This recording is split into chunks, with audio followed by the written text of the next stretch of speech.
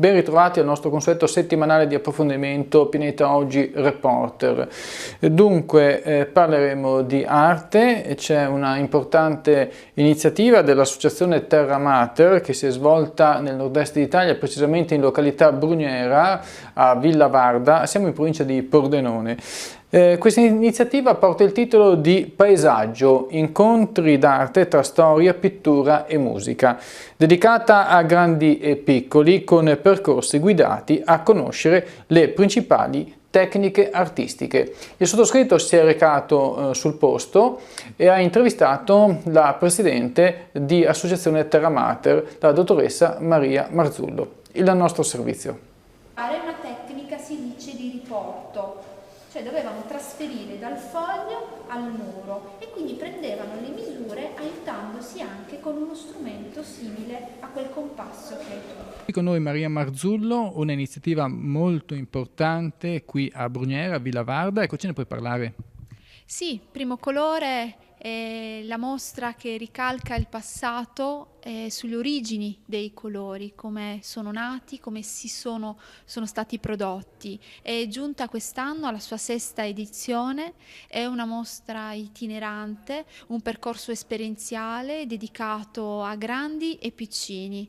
È una mostra che permette di a realizzare dei laboratori esperienziali a seguito di percorsi guidati nei quali vengono illustrati i principali passaggi, le principali distinzioni tra la parola colore, cosa vuol dire vedere a colori, e cosa vuol dire invece pigmento, cioè la materia prima di formazione dei colori.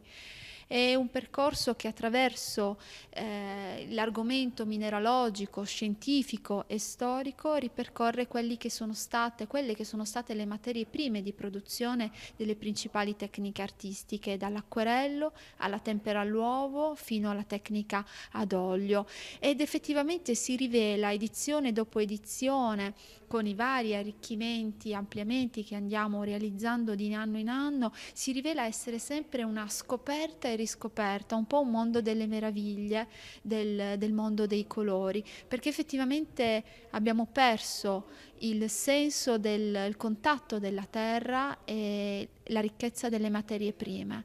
E quindi quando ci si ritrova poi a unire questi pigmenti, queste polveri con questi materiali, che sia l'acqua, che sia l'uovo, che sia l'olio, effettivamente è un mondo che si riscopre, è un mondo nuovo, come se fosse una grande scoperta, ma è semplicemente un ritorno al passato, a un sano passato del quale abbiamo perso memoria.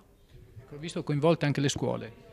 Sì, quest'anno abbiamo coinvolto l'Istituto Comprensivo di Brugnera, le scuole primarie in particolare, siamo giunti a circa 200 alunni accompagnati dalle loro insegnanti che in queste giornate hanno trascorso alcune ore all'interno di Primo Colore, un percorso non soltanto dedicato ai pigmenti, quindi ai materiali ricavati dalle rocce, ma un percorso dedicato anche ai coloranti, seguito dalla nostra educatrice Katia Auriglio, che riscopre invece come si possono ottenere delle materie coloranti anche dai materiali naturali come le verdure, come gli ortaggi, e si riscopre insieme come realizzarli anche a casa.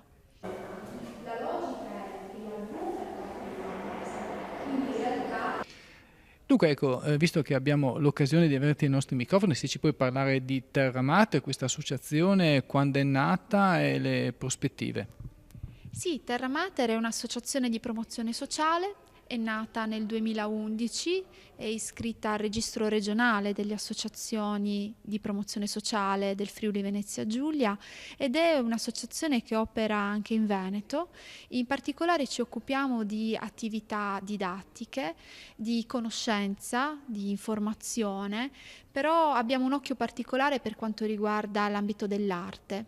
Promuoviamo incontri di storia dell'arte, laboratori artistici e creativi per bambini, sempre rivolti nell'ambito artistico, e promuoviamo mostre mostre didattiche, mostre soprattutto esperienziali, nel quale il visitatore non è chiamato soltanto a fruire in maniera statica di un discorso, di un racconto, ma lo vive, lo sperimenta, e questo rende assolutamente emozionale l'impatto e l'impronta che noi ci occupiamo di dare con l'associazione Terra Mater. La sua idea è quella di vivere l'arte e di farlo emozionandosi attraverso un incontro di storia dell'arte, attraverso la visita ad un museo, ad una mostra, attraverso una riscoperta di un territorio, attraverso un racconto, attraverso la conoscenza di tematiche anche scientifiche, organizzate in collaborazione con professionisti, ricercatori internazionali, che spaziano non solo nell'ambito dell'arte,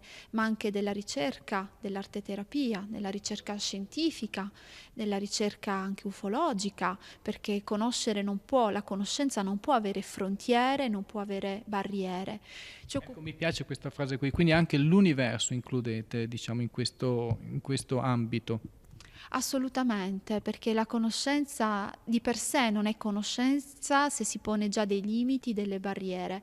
Questo non vuol dire essere fantascientifici, ma vuol dire sempre cercare dei documenti, se ci sono, cercare delle verità e conoscere, perché soltanto se si ha un'ampia visione degli argomenti, allora si può dire io so, mi sono informato per questo, e quindi ci si può fare un'idea.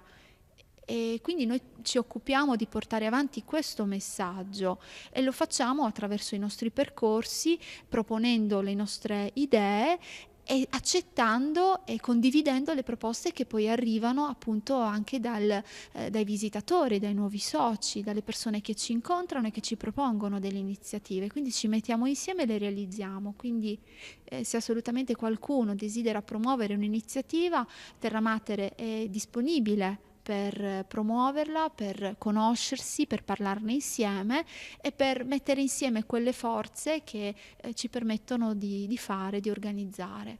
Ecco, quindi a tale proposito, se possiamo ricordare un vostro sito internet, un riferimento da dare a chi ci segue. Sì, www.blogterramater.it o digitare associazione Terra Mater Bruniera su Google senza far pubblicità, ma si arriva a Terra Mater. Siamo a Pordenone con una sede operativa e nella quale potete trovarci. Il nostro sito è aggiornato, abbiamo aperto anche un indirizzo sul percorsi di arte terapia attraverso la musica, il teatro, la danza e le arti figurative. Quindi siamo aperti alla condivisione e ai vari punti di vista dell'arte e non solo, per grandi e piccini. Cerchiamo di essere una finestra su questo mondo, un'ulteriore finestra, un ulteriore spazio di creatività, ma soprattutto di libera espressione. Ecco, per chi ci segue da fuori, diciamo così, ambito locale, da un po' da tutta Italia, ricordo che qui vicino abbiamo a meno di un'ora di strada Venezia, che è un po' la capitale dell'arte. Ecco, ci puoi dire due parole, una tua considerazione, giusto in chiusura? Beh, la meraviglia di Venezia è quella di essere un'isola concentrata in una dimensione assolutamente piccola, ma ogni qualvolta che si ritorna a Venezia si scopre di non aver conosciuto abbastanza.